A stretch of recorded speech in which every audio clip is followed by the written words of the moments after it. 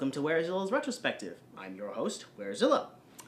I'm pretty sure there's not a single kid alive in the last few years that isn't familiar with at least one incarnation of Power Rangers. Using battle footage from the long-running Japanese show Super Sentai, Power Rangers began in 1993 under the title Mighty Morphin Power Rangers.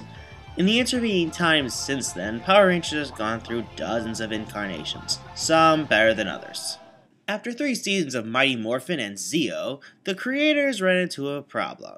The next season of Super Sentai was more of a parody of the concept than anything else. Naturally, Power Rangers was stuck using the footage from it, and like always had to work around the storyline. The end result was the very dubious season Power Rangers Turbo. However, they decided to kickstart Turbo not with a multi-part opening like Zeo and Mighty Morphin before it, but with this, Turbo, a Power Rangers movie.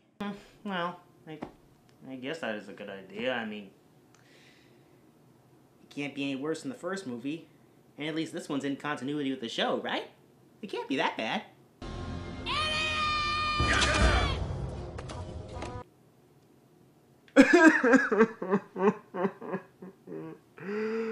Let's just get this fuckery over with. Oh wait, no, I'm sorry, this is the opening to Star Wars A New Hope.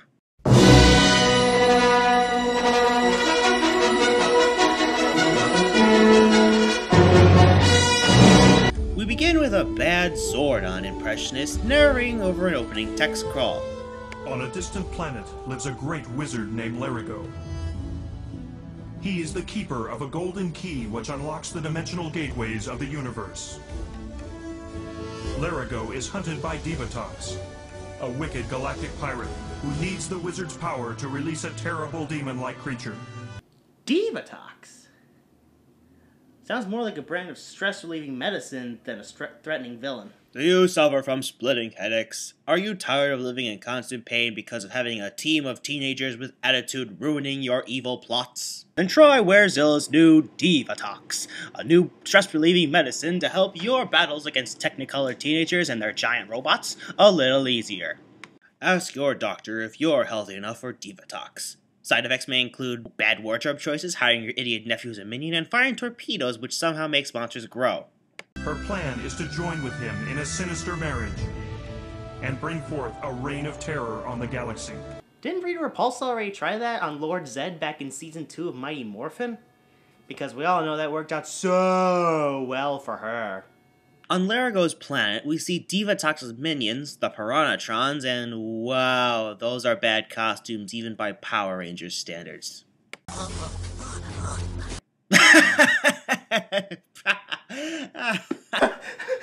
Oh my god. What is that? Some kind of Ewok reject? From the Ewoks cartoon? What, does Larigo live on the forest moon of Endor? Hate to be him. Seriously though, what the hell is that thing? It's all over, wizard! Surrender to Divatox! No, you're kidding me. That's Larigo. This is gonna hurt. Anyway, the Piranhatrons, on horseback despite being on an alien planet no less, catch up with the slow-moving Larigo and surround him. Larigo escapes by teleporting away. And the reason he didn't just teleport away as soon as the Piranhatrons surrounded him was... On Earth, we see 3 of the Zeo Rangers, Tommy, Adam, and Rocky, in a kickboxing ring. But then we cut to the Pink Ranger Cat on a school bus full of kids. Yeah, spastic editing much? Cat approaches one kid, Justin, who isn't singing, and I don't blame him. Yeah, these are kids, but they look a little old for an entire school bus to be singing Row Your Boat. Admittedly, I probably wouldn't include this little exchange with Kat, Tanya, and Justin. But unfortunately, Justin is not going to be a one-shot character. Back at the kickboxing ring, Rocky, still trying to keep going despite getting tired, an attitude that I swear Rocky got over at the end of Zeo, and ends up falling out of the ring just as Tanya and Kat arrive. Rocky! Wait, how does Justin know Rocky? Are we getting an explanation? No? Okay, it's your movie. Back on Endor, we get to see Divatox for the first time, and ugh, that's the third bad costume in less than 6 minutes. But hey, maybe it's just the costume. Maybe Divatox really is a threatening, intimidating, serious villain that will be remembered throughout the long history and legacy of Power Rangers forever.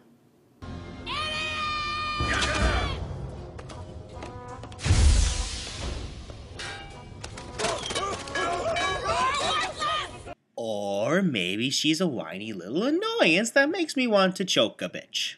She berates the Piranhatrons for losing Larico, then speaks to her idiot nephew Elgar.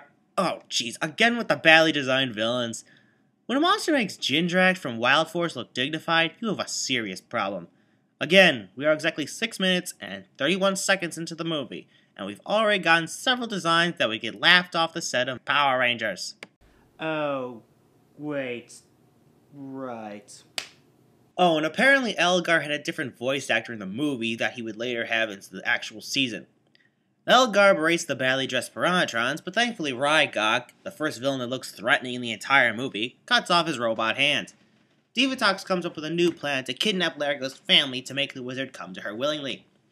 Meanwhile, Larigo crashes down on the surface of the planet, landing in the middle of wild stock footage. Africa. A lion shows up and decides it's time to dine on Ewok, so Larigo displays his magic. Ooh, maybe Larico can actually redeem himself with his powerful sorcery. Maybe it's some kind of illusion or a beast calming trick, or maybe his magic is sparkles. Yeah, his magic is now officially dumber than the magic in Aragon. Larigo continues to stumble around, and I still can't understand a thing he's saying. At the command center, Alpha and Zordon learn of Larigo's arrival on Earth. There are, of course, a few things wrong with this scene. Remember the bad Zordon impersonator from the opening text crawl? It wasn't an impersonator. It was his new voice actor. Also, Alpha has a new look, which would be fine if they weren't just going to introduce Alpha 6 in the season. So why give Alpha Fine a new design when he's going to get replaced by a character with the same design? Who the hell knows? Oh, and the tubes that once contained the Mighty Morphin suits are gone. Because we haven't abruptly changed enough things in this movie. We cut to a hospital where Rocky is staying for his broken back.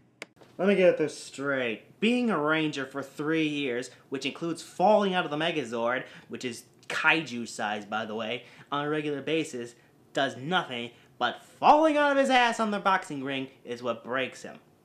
That Justin kid hides under his bed as the other Rangers show up. Rocky will recover, but not in time for the competition. Looks like we don't have a choice. I mean, without that prize money, the shelter's gonna close for good. What shelter? Justin's taking this pretty hard. It's bad enough he lost his mother. Now he has to face losing the shelter. What shelter? How do the Rangers know Justin? I know that they managed to participate implausibly, by the way, in every single charity event Angel Grove had under the sun, but I assumed that they would at least explain what was going on when they did. Thankfully, Zordon contacts the Rangers, ordering them to the command center. The others teleport away, and Justin, of course, sees the entire thing. Oh, and there are new teleporting effects. Sure, why not? Tommy and Kat head out to Africa to find Larigo, while Adam and Tanya do something. Guard the command center or something, I'm not sure.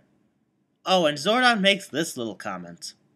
He cannot survive under the sun's rays. What?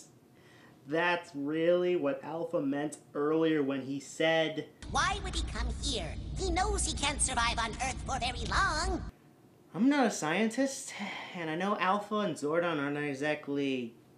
need this, but the last time I checked, all forms of life need sunlight in order to survive. It especially doesn't help that we saw him on Endor earlier and was perfectly fine under its sun. Is Earth's sun just different, like the stars of Earth and Krypton? That's not going to be explained.